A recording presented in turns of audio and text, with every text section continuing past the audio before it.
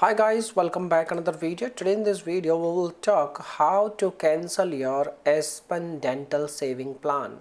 So basically you can cancel your saving plan, or you can say like membership, um, very easily. What you have to do, you need to contact with their customer support team. And how you can contact?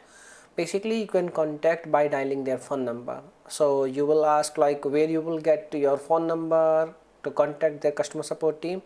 So basically when you visit on their official website, on the very top side of the website you will see their phone number.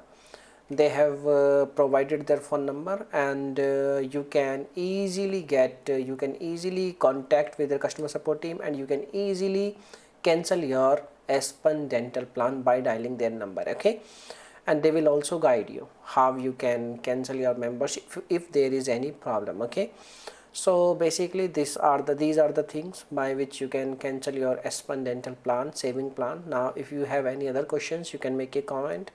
I will reply you very soon, and thanks for watching this video. Bye bye, take care.